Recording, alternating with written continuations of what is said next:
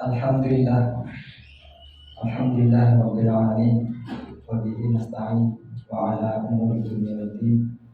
Asyhadu an la ilaha illallah al-malikul haqqul mubin wa asyhadu anna Muhammadar Rasulullah sayyidul mursalin. Allahumma shalli wa sallim wa barik wa karim ala sayyidina Muhammadin wa ala alihi wa ashabihi ajma'in. Amma ba'du, usini wa iyyakum bi taqwallah. Faqad fazal muttaqun bi qouli ta'ala fil Qur'anil azim wa huwa asdaqul qailin. A'udzu billahi minasyaitonir rajim. Bismillahirrahmanirrahim.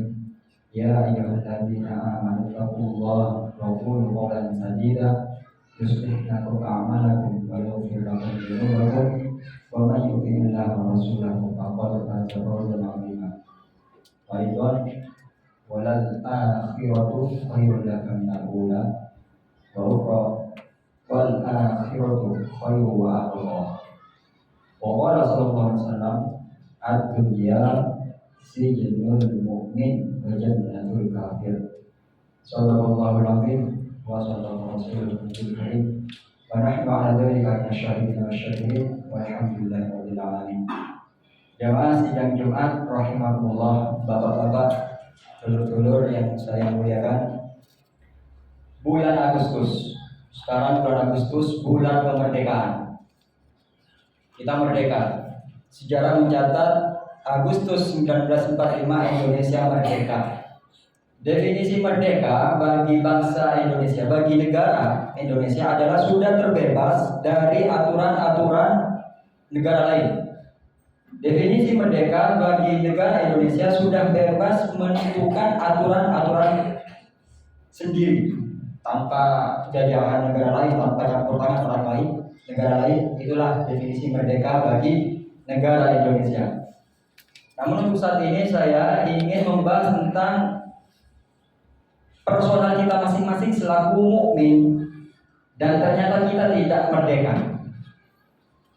Artinya tidak merdeka bukan berarti selaku bangsa Indonesia, tapi kita bahas secara personal kita sebagai mukmin. Kita selamanya tidak akan merdeka. Sebagaimana sabda Nabi Muhammad SAW, ad-dunya sijnul mu'min. Dunia ini ibaratnya penjara bagi orang mukmin. Nah, kalau sudah ibarat penjara, kita ini narapidana. Kalau sudah narapidana ya kita nggak bebas melakukan apa-apa, nggak bebas. Ada aturan, ada sipir, ada kepala penjara. Jam kerjanya ditentukan. Kalau kerja kita salah dimarahi, dihukum.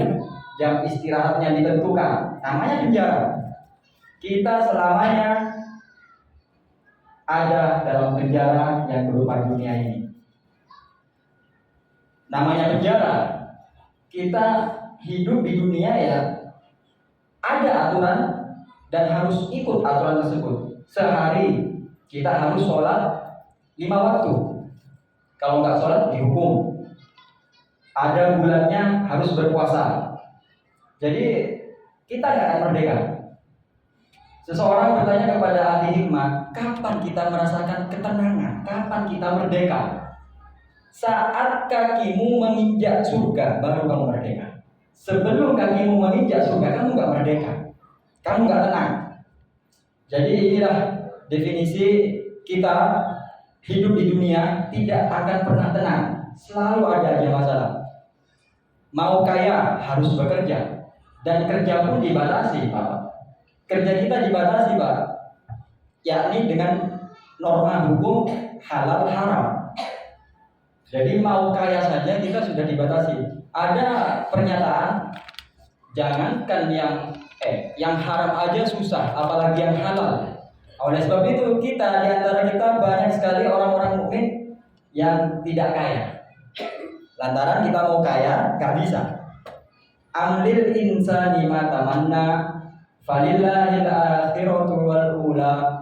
Jadi kita punya cita-cita, namun tidak semua cita-cita kita tercapai. Semuanya kehendak Allah Subhanahu wa taala. Jadi mau kaya harus bekerja, dan bekerja pun kita dibatasi oleh halal haram. Tapi ada juga orang mukmin yang kaya. Tapi perlu ketahui, sekaya apapun orang mukmin hidup di dunia, tetap dia tidak akan tenang hidupnya, Pak. Tidak akan tenang hidupnya loh. Karena apa? Karena dunia ini ya tempatnya masalah. Jadi ada kisah, Bapak. Namanya Syekh Ibnul Jarih. Syekh Ibnul Jarih. Beliau ini kalau di Indonesia seperti kiai, banyak yang sowan, banyak yang hadis, banyak yang bertamu lah. Nah, setiap orang yang bertamu itu selalu disuguhi makanan, selalu makanan tidak pernah kekurangan, selalu makanannya mewah. Anggaplah ini ayam, daging, apel, segala macam, pisang, buah-buahan apa.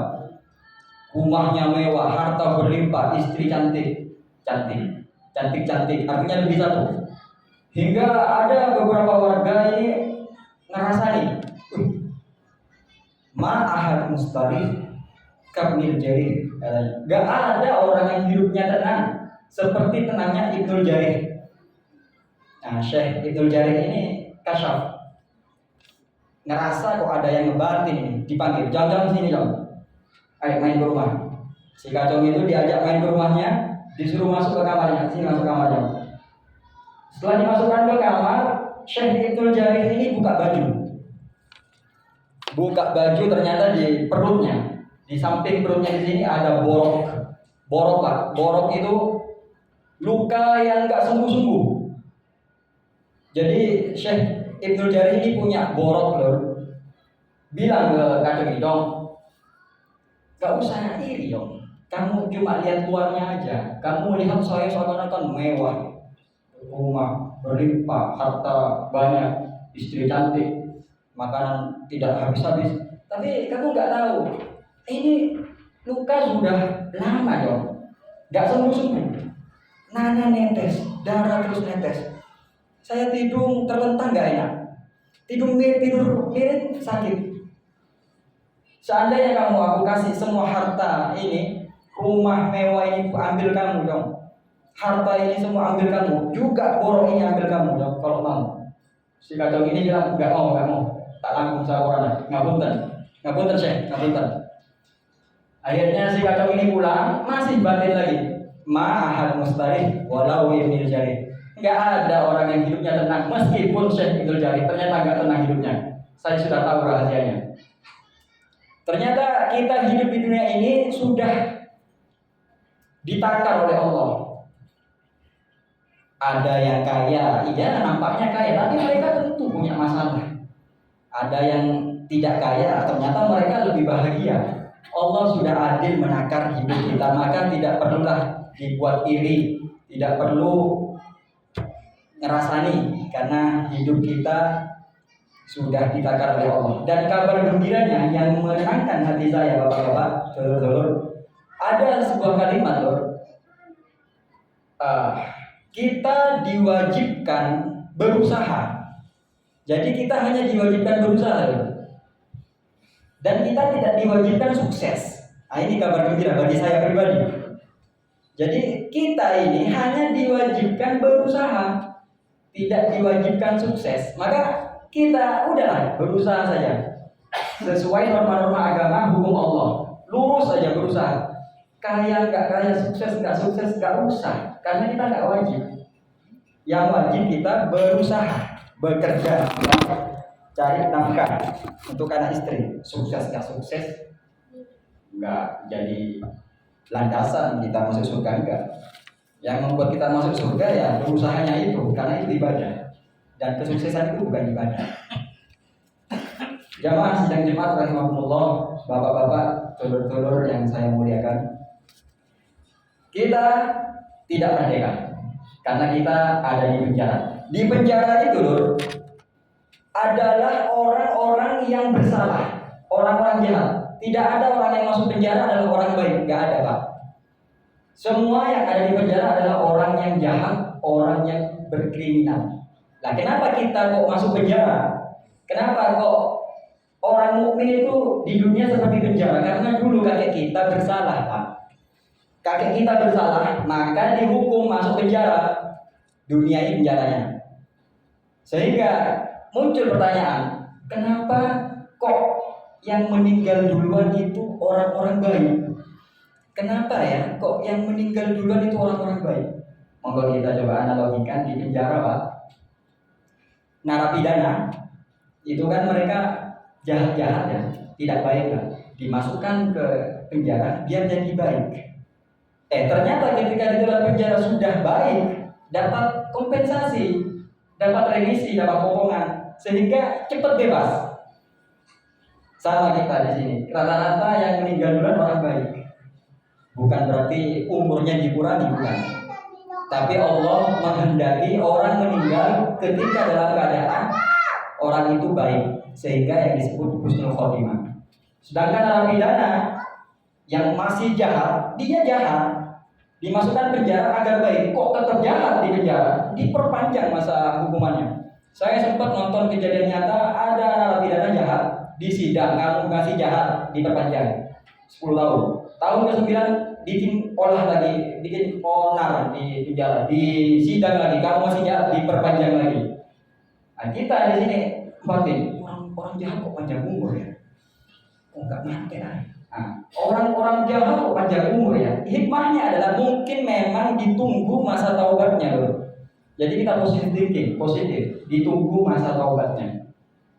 Sehingga marilah kita bertobat dan semoga Allah mentakdirkan kita menjadi meninggal dalam keadaan husnul khotimah. A'udzubillahi minasyaitonir rajim. Bismillahirrahmanirrahim. Wal 'asri innal insana lafi khusr illa alladziina aamanu wa 'amilus shalihati wa tawassaw bil haqqi wa tawassaw bis sabr. Barakallahu li wa lakum fil Qur'anil 'azim wa nafa'ani wa iyyakum bima fihi minal ayatil dzikril hakim. Wa taqabbal minni wa minkum tilawatahu innahu huwal ghafurur rahim.